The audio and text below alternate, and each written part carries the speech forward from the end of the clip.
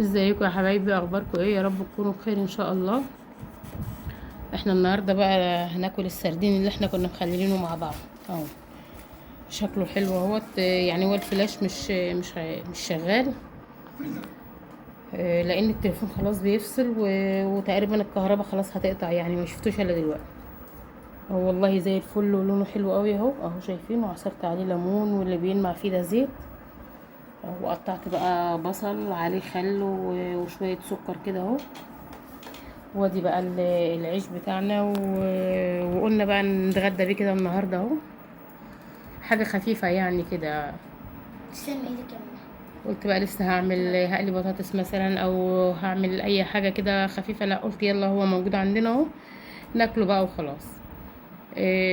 لايك وشير للفيديو، دعوه حلوه من قلوبكم كده لام يوسف. قولوا لي بقى كده ايه رايكم في السردين بتاعنا وطريقته اللي انا كنت مخلله بيها. يعني لو حد لايكات عنده كتير. طريقه لتخليله برضو بطريقه تانية قولوا لي. دي الطريقه اللي احنا دي المعتاده يعني. دي الطريقه المعتاده اللي احنا بنعمل بيها اصلا اي. يعني السردين البسارية. وانا النهارده الراجل برضو بتاع البسارية عدى جبت منه بسارية.